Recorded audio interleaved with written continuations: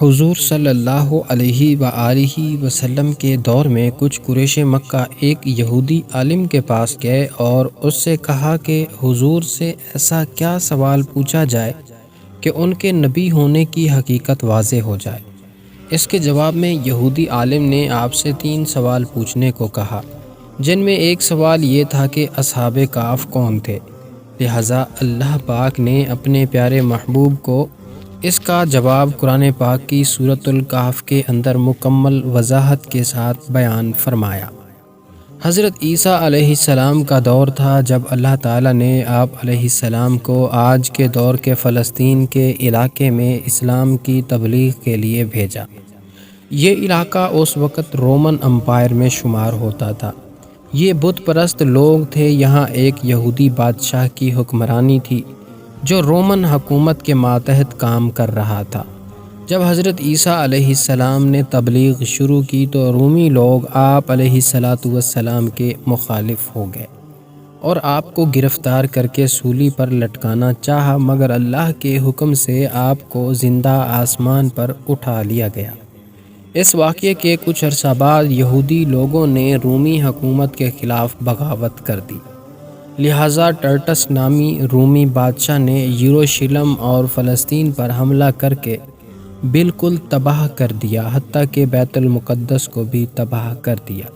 اسی دوران اس نے 1.5 لاکھ یہودیوں کو قتل کر دیا۔ جو بچے کچے یہودی یہاں رہ گئے تھے وہ جان بچا کر فلسطین سے نکل گئے، مگر جو حضرت عیسیٰ علیہ السلام کے ماننے والے اور ان کی تعلیمات کے پیروکار تھے، صرف وہی فلسطین میں موجود رہ گئے جو کہ رومی تھا اور بت پرست تھا۔ لہٰذا اس کی حکومت میں موجود عیسائی لوگوں پر اس نے ظلم و ستم کرنا شروع کر دیے۔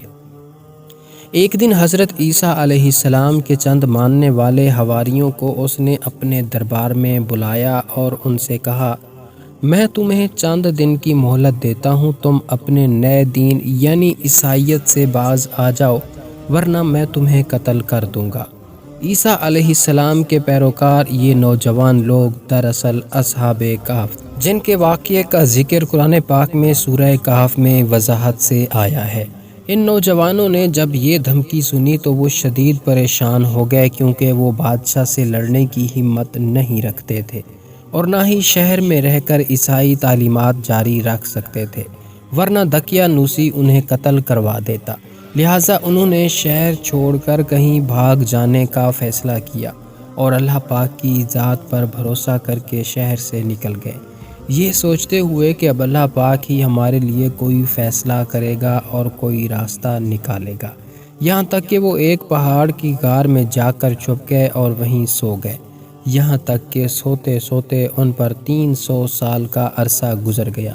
ان چند نوجوانوں نے جب غار میں پناہ لی تو دعا کی کہ اے ہمارے پروردگار، ہمیں اپنے پاس سے رحمت عطا فرما اور ہمارے کام میں ہمارے لیے آسانی کر دے۔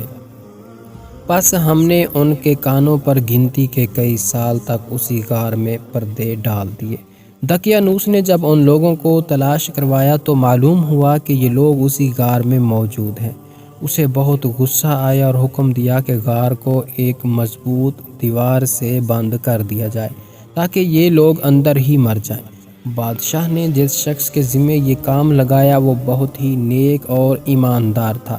اس نے اصحاب کہف کے نام اور ان کی تعداد اور پورا واقعہ ایک تختی پر لکھوا کر لوہے کے صندوق میں رکھ کر دیواروں کی بنیادوں میں رکھ دیا اور ایک تختی شاہی خزانے میں بھی رکھوا دی۔ اس 300 سال کے دوران دقیانوس بادشاہ مر گیا اور کئی بادشاہ اور حکومتیں آئیں اور چلی گئیں، یہاں تک کہ 300 عیسوی رومن امپائر نے بھی عیسائیت اختیار کر لی۔ 440 عیسوی میں بیدوروس نامی عیسائی بادشاہ کی حکومت آئی، جو ایک نیک دل اور انصاف پسند بادشاہ تھا۔ اس نے 68 سال تک حکومت کی۔ اس کے دور میں مذہبی فرقہ پسندی جب عروج پر پہنچ گئی اور لوگوں میں مرنے کے بعد دوبارہ زندہ کیے جانے اور قیامت کا یقین ختم ہوتا جا رہا تھا، قوم کا یہ حال دیکھ کر بادشاہ بہت رنجیدہ ہوا اور اللہ سے دعا کی، اے اللہ، کچھ ایسی نشانی ظاہر فرما کہ میری قوم کے لوگوں کا ایمان پھر سے تازہ ہو جائے۔ انہیں قیامت مرنے کے بعد دوبارہ زندہ کیے جانے اور ایک خدا کا یقین ہو جائے۔ اللہ تعالیٰ نے اس کی دعا قبول فرمائی، لہٰذا ایک روز ایک چرواہا اپنی بکریوں کو ٹھہرانے کے لیے اس غار کے پاس پہنچا۔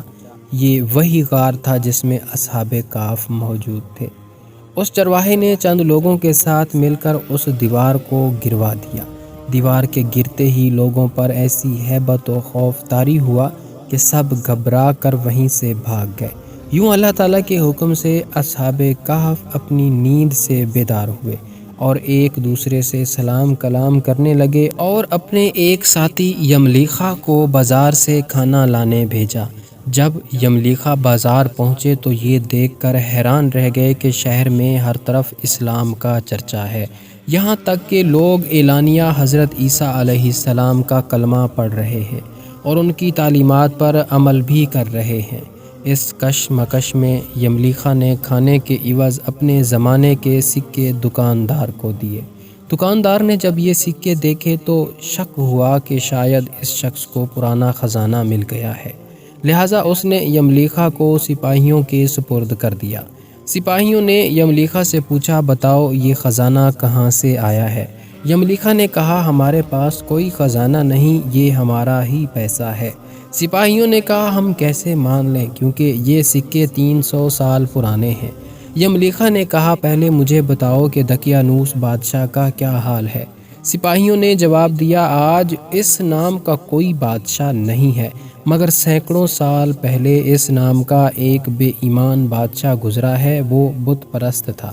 یہ سن کر یملیخا حیران پریشان ہوئے اور بتایا کہ ہم کل تو اس کے شہر سے اپنا ایمان اور جان بچا کر بھاگے تھے اور میں اور میرے ساتھی قریب کے غار میں چھپ گئے تھے، جبکہ میرے باقی ساتھی اب بھی غار میں موجود ہیں، تم میرے ساتھ چل کر خود ہی دیکھ لو۔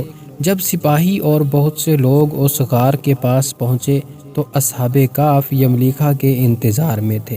جب غار پر بہت سے آدمی پہنچے اور شور و غل سنائی دینے لگا تو اصحاب کہف سمجھے کہ دقیانوس کی فوج ہمارا تعاقب کر کے غار تک آ پہنچی، لہٰذا وہ اللہ کے ذکر اور حمد و ثنا میں مشغول ہو گئے۔ سپاہیوں نے غار پر پہنچ کر تانبے کا وہ صندوق برآمد کر لیا اور اس کے اندر سے تختی کو نکال کر پڑھا تو وہاں اصحاب کہف کے نام اور یہ لکھا تھا کہ یہ مومنوں کی جماعت ہے جو اپنے دین کی حفاظت کے لیے دقیانوس بادشاہ کے خوف سے اس غار میں پناہ گزین ہوئی ہے۔ دقیانوس نے اس غار کے منہ کو بند کروا دیا ہے۔ سپاہی یہ دیکھ کر حیران و پریشان رہ گئے۔ جب کچھ سمجھ نہ آیا تو اپنے بادشاہ بیدروس کو اطلاع دی۔ بادشاہ نے یہ خبر سنی تو فوراً اپنے امراء اور علماء کے ہمراہ پہنچ گئے۔ اصحاب کہف نے غار سے نکل کر تمام واقعہ بادشاہ سے بیان کیا۔ بیدروس نے سجدہ گزار ہو کر اللہ تعالیٰ کا شکر ادا کیا کہ اے اللہ، میری دعا قبول ہوئی اور آپ نے ایسی نشانی ظاہر فرمائی کہ انسان موت کے بعد زندہ ہونے کا یقین ضرور کرے گا۔ اس کے بعد اصحاب کہف نے بادشاہ کو دعا دی اور سلام کرنے کے بعد دوبارہ اسی غار میں واپس چلے گئے اور دوبارہ واپس جا کر سو گئے اور اسی حالت میں اللہ تعالیٰ نے انہیں موت۔ بادشاہ نے اسی غار میں ان کی قبریں بنوائیں اور سالانہ ایک دن مقرر کر دیا جب لوگ اصحاب کہف کی قبروں کی زیارت کے لیے آیا کرتے تھے۔ اس سلسلے میں متعدد قول پائے جاتے ہیں۔ حضرت عبداللہ بن عباس کا قول ہے کہ کیونکہ ان اصحاب کے نام ایک تختی پر کنندہ تھے اس لیے انہیں رقیم کہا جاتا ہے، اور انہی کا یہ قول بھی ہے کہ رقیم اس بستی کا نام ہے جس کے پہاڑوں کے ایک غار میں یہ چھپے ہوئے تھے۔ البتہ جمہور اور محدثین ان دونوں کے ایک ہی جماعت ہونے پر متفق ہیں۔ جدید تحقیق کے مطابق یہ تخمینہ لگایا گیا ہے کہ یہ واقعہ حضرت عیسیٰ علیہ السلام کے بعد رسول اللہ صلی اللہ علیہ وسلم کے زمانے کے قریب پیش آیا۔ خلیج عقبہ سے شمال کی جانب بڑھتے ہوئے پہاڑوں کے دو متوازی سلسلے ملتے ہیں، ان میں سے ایک پہاڑ کی بلندی پر رقیم شہر آباد تھا۔ اس شہر کے عجیب و غریب غار قابل ذکر ہیں جو اس طرح واقع ہیں کہ دن کی دھوپ اور تپش ان تک پہنچتی اور ایک غار کے قریب قدیم عمارتوں کے آثار بھی پائے گئے ہیں۔ اصحاب کہف کے نام اور ان کی تعداد کچھ اس طرح ہے کہ کسی بھی صحیح حدیث سے اصحاب کہف کے نام اور تعداد صحیح ثابت نہیں۔ تفسیری اور تاریخی واقعات میں نام مختلف بیان کیے گئے ہیں۔ حضرت عبداللہ بن عباس رضی اللہ تعالی عنہ سے روایت ہے کہ ان کے نام یہ تھے: مکسلمینہ، تملیخہ، مرتونس، سنونس، سارینونس، زونواس، کاستت یونس، جبکہ 8واں اور ان کا کتا جس کا نام قطمیر تھا۔